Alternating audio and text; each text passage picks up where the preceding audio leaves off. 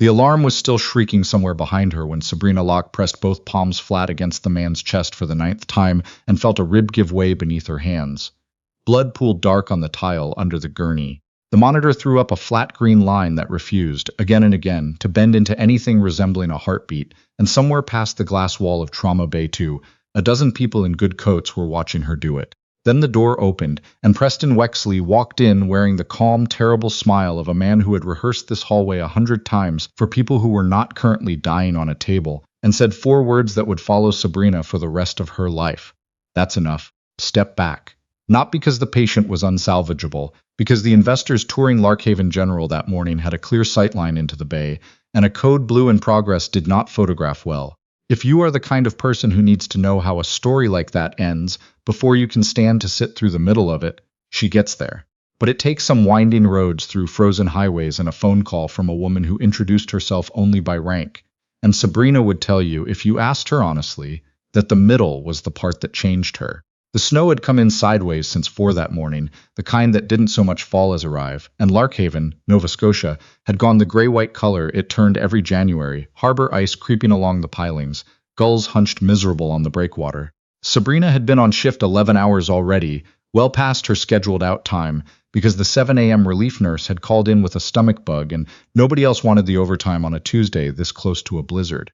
She'd made it as far as the staff room, coat half-zipped, key fob already in her coat pocket when the radio on Treed crackled with a particular cadence that made every nurse in earshot stop breathing for a second. Trauma incoming, male unknown age, GSW to the abdomen, unresponsive on scene, ETA 6 minutes. She hadn't consciously decided anything. Her body had simply turned around and walked back toward the bay, the way it always did, the way it had done for 11 years now. First in a forward surgical unit outside Riga, with the Canadian contingent attached to NATO's enhanced forward presence, and now here, in a 140-bed community hospital that smelled of burnt drip coffee and the sea. That was the thing about Sabrina that most of the administrators at Larkhaven never quite understood, and probably never would. She wasn't performing dedication for anybody's benefit. She simply could not make herself walk toward a parking lot while somebody was arriving through those doors who might not survive the next 20 minutes without her. The ambulance doors banged open at 6:22 and the paramedics wheeled in a man in his 40s, no ID, dressed in civilian outerwear that didn't quite sit right on him. Too clean at the collar, boots too new, the kind of gear a person bought all at once rather than accumulated over years. Vitals crashing. Blood pressure barely registering. Sabrina had him on the monitor, and 2 lines in before the doctor on call, a soft-spoken man named Ferris even made it through the doors. "Talk to me," Ferris said. "BP 60 over palp, tachy at 140, breath sounds diminished on the left." She was already reaching for the chest tube kit because she knew the way you know weather is coming before the sky tells you exactly where this was heading. He's crashing.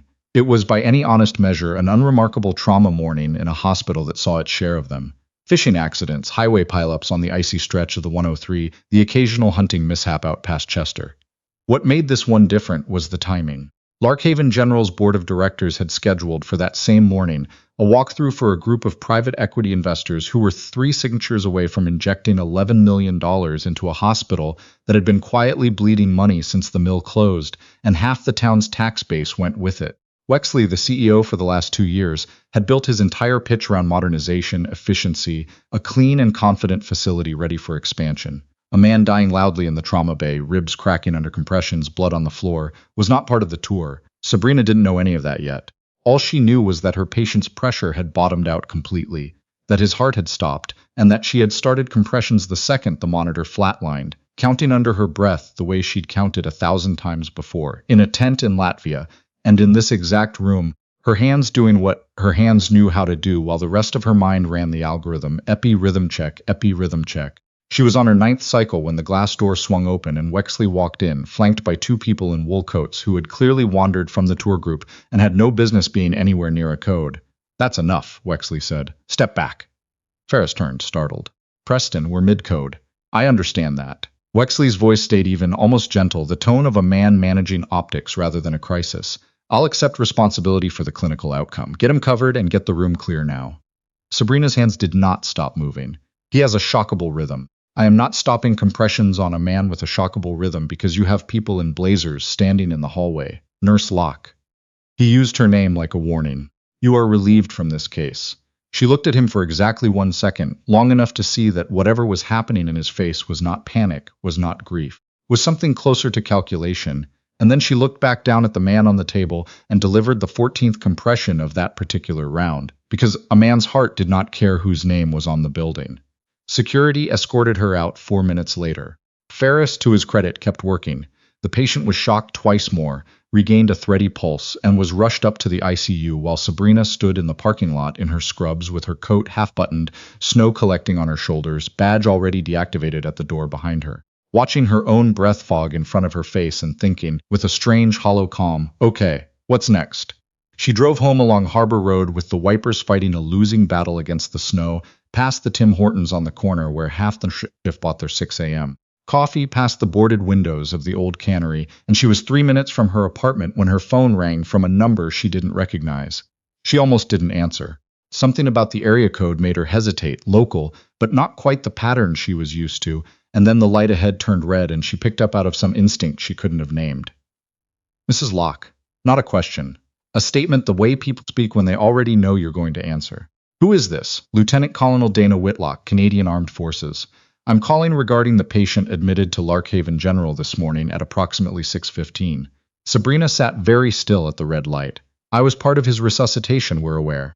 We understand you were subsequently removed from his care. A pause, different in texture from the first. Can you tell me his current condition? He had return of spontaneous circulation. Pressure was unstable when I was pulled off. I don't have anything beyond that, understood. Another pause, longer. Is there anything else about his presentation you can tell us? Anything unusual? Sabrina thought of the boots that had been too new, the collar that hadn't broken in, and said so. There was a silence on the line that told her more than any words would have. Thank you, Ms. Locke. We'll be in touch. The light turned green. She sat there for 2 full seconds before the car behind her honked, and she drove the rest of the way home without any memory afterward of having done so. She didn't sleep. She lay on her couch with her coat still on, staring at the popcorn ceiling of an apartment she'd chosen because it was 6 minutes from the hospital, and she thought about the 8 months she'd stayed in the forces after the thing that made her leave. A patient lost not to injury but to a transport priority decision made 3 ranks above her pay grade, a decision that had been, in the coldest possible arithmetic, wrong, and how she had promised herself, driving away from CFB Halifax for the last time in her civilian life, that she would never again stand in a room and watch a person in authority choose optics over a human being without saying something about it. She had said something. It had cost her a job she loved in a town she'd chosen deliberately, for its slow pace and its fog and the particular way the harbor smelled of salt and diesel in the mornings. She lay there turning that fact over and over, the way you turn over a stone looking for what's underneath, and didn't come to any conclusion before the exhaustion finally took her under. 3 days passed in the strange suspended way that unemployment does when it arrives, without warning. Larkhaven was a small enough town that everyone at the grocery store on Argyle Street had an opinion about what had happened, most of it sympathetic, some of it careful in a way that told her the hospital's PR office had already been making calls. She heard secondhand through a former colleague named Meredith Coulson, who still worked the med-surg floor, that the patient, still unidentified in any chart she had access to, had been moved to a private room on the 4th floor under a level of security that was, by Meredith's account, wildly disproportionate to a routine ICU admission. 2 guys outside his door around the clock, Meredith said, when she came by with a casserole dish and the particular guilty energy of someone bringing news along with the food. Not hospital security. Different uniforms. Nobody's allowed on that hallway without signing in twice. Did Wexley say anything about me? Meredith's mouth did something complicated. He told the board it was a personnel matter. Insubordination during a critical incident is the phrase going around. He's spinning it like you put the investor's safety at risk. Sabrina, some people are actually buying it. Sabrina thought about the 11 compressions she'd delivered after Wexley told her to stop, and felt something in her chest go very cold and very still. On the 4th day, the snow finally let up and the phone rang again. This time it was a different voice, younger, careful, asking if she would be willing to meet with Lieutenant Colonel Whitlock in person, somewhere outside the hospital. They met at a diner out on the highway, the kind of place with vinyl booths and a laminated menu that hadn't changed prices since before the mill closed. Whitlock arrived alone, in civilian clothes, though she carried herself with a particular economy of movement Sabrina recognized from her own years in uniform. Nothing wasted, everything considered. I read your file, Whitlock said, once the coffee had arrived and the waitress had retreated. Your service record before the hospital. 31 months attached to the forward surgical team at Camp Adagi. That was a long time ago. I know what that unit was asked to do, and under what conditions. Whitlock studied her for a moment. You left voluntarily? I did. May I ask why? It wasn't a question Sabrina answered often, not because the memory was raw anymore.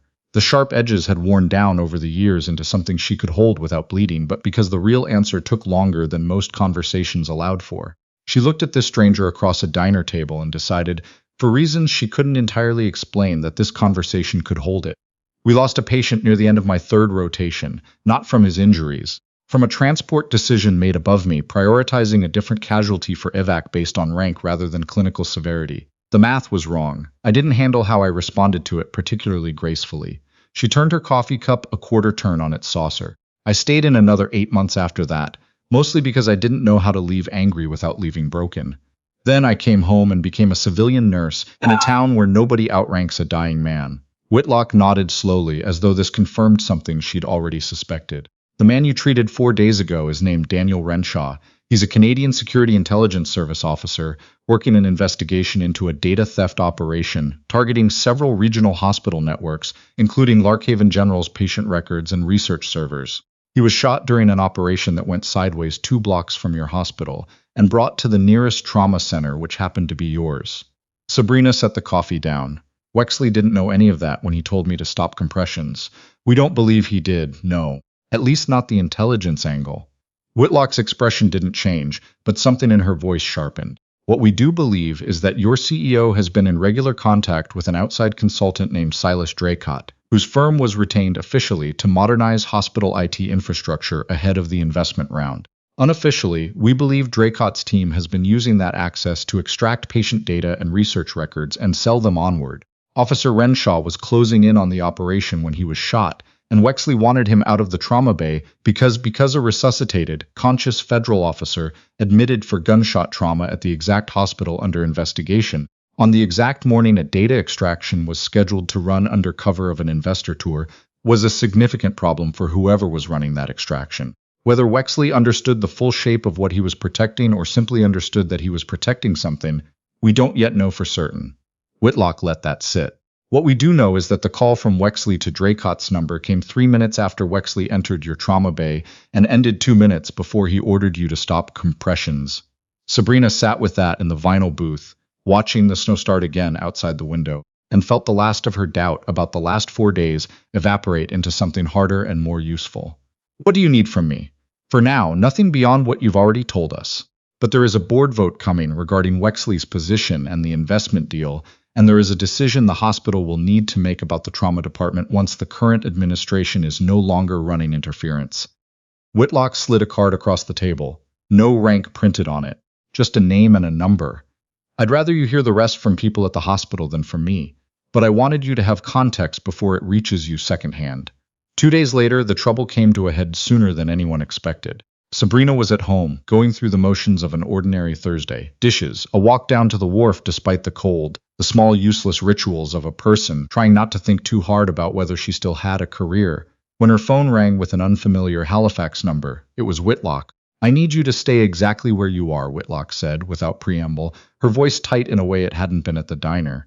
There's an active situation at the hospital. We have reason to believe Draycott's people are attempting to move the extracted data off the server cluster tonight, using the confusion around the board's emergency session as cover. An emergency session about Wexley? The board called it 2 hours ago, after we shared preliminary findings with the chair. Wexley doesn't know yet that we know, neither does Draycott, we believe. But if they're accelerating the extraction, that changes the timeline on everything. A pause and something moved on Whitlock's end of the line. A door, a raised voice, the particular controlled urgency of people doing something fast and careful at once. Sabrina, I have people in that building. I want to help. You can help by staying exactly where you are. The line didn't go dead, but Whitlock's attention had clearly gone elsewhere. Sabrina could hear movement, a voice that wasn't Whitlock's, a door somewhere in the background. 4 minutes passed, which felt considerably longer before Whitlock came back. We have them. All 3. East service corridor near the server room. They hadn't made it inside yet. A breath, controlled but audible. Equipment consistent with a network intrusion. Hard drives, signal jammers, tools you don't carry to a normal IT job. Who are they? Being determined. What I can tell you is that the timing lines up with a call Wexley made 40 minutes ago, and that he is currently sitting in a boardroom with no idea any of this happened. Sabrina sat down hard on the arm of her couch, the phone pressed to her ear, and thought about Daniel Renshaw 2 floors up in that hospital, guarded around the clock, recovering from a bullet wound he'd taken, trying to stop exactly this, and how close the whole structure of consequence had come to, depending on whether one nurse had been willing to keep her hands moving on a man's chest for 11 extra compressions. The board's emergency session, when the full picture finally reached it 3 hours later, did not go well for Preston Wexley. Sabrina heard about it only in fragments over the following days. First from Meredith, then, with far more precision, from a woman named Colleen Marchetti, the hospital's director of nursing, who called Sabrina personally to ask her to come in.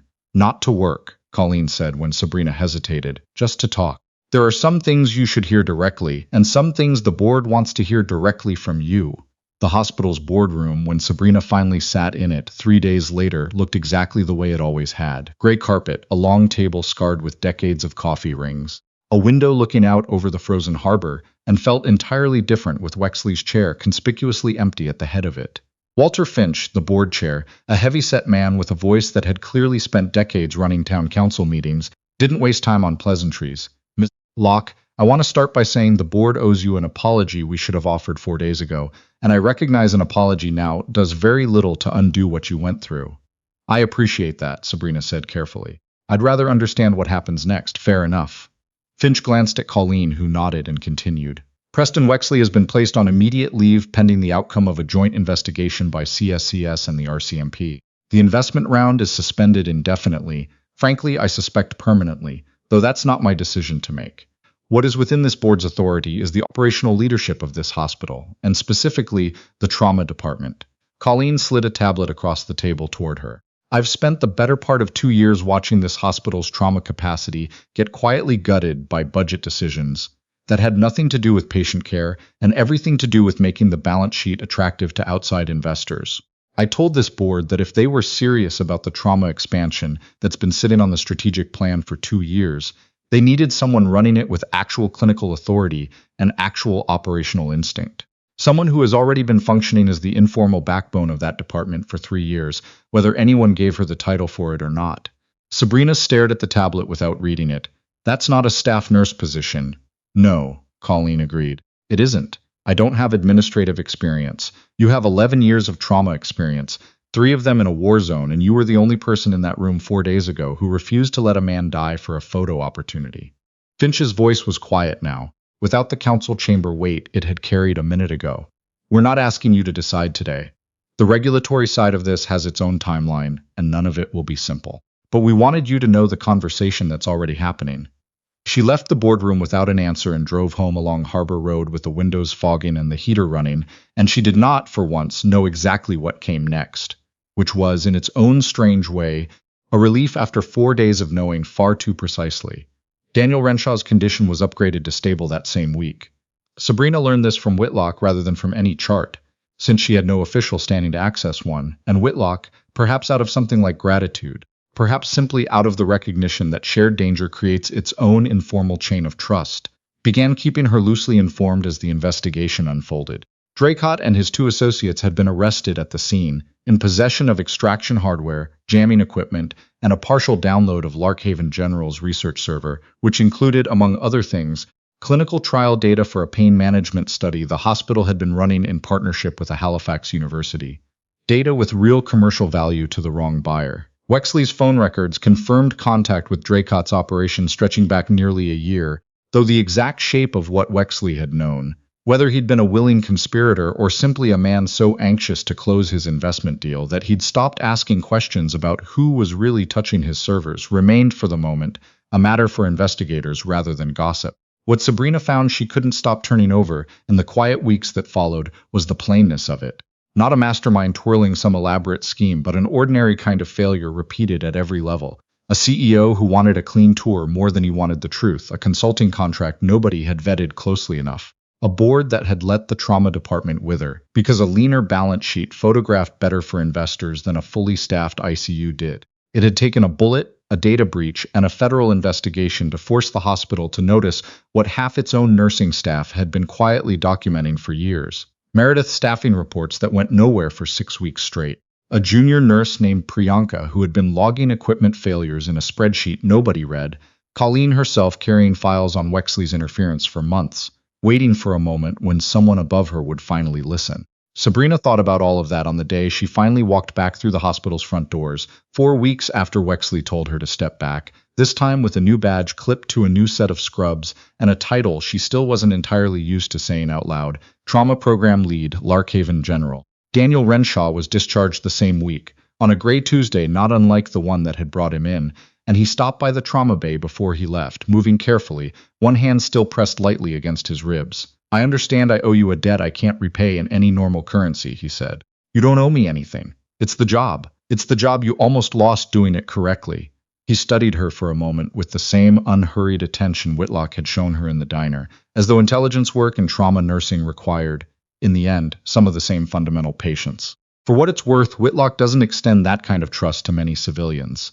You should know that. Sabrina thought of 11 extra compressions on a man whose name she hadn't known and said nothing, because there wasn't really anything left to say that the last month hadn't already said for her. Winter loosened its grip on Larkhaven the way it always did, slowly and with several false starts, ice breaking up along the harbor in jagged sheets that the tide carried out past the breakwater. Sabrina spent her first months in the new role doing exactly what Colleen had predicted she would. Building a department almost entirely from the accumulated unheeded knowledge of people who'd been asking to be listened to for years.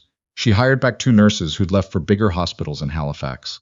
She sat with Meredith and went through 6 weeks of ignored staffing reports line by line, turning them into the kind of proposal a board couldn't quietly file away a second time. She thought on the harder days about the version of herself who had walked out to that parking lot in the snow, coat half buttoned, career apparently over, and she made a point of not smoothing that memory into something tidier than it had actually been. It had been frightening. It had cost her something real, even if the ending had turned out better than she'd had any right to expect.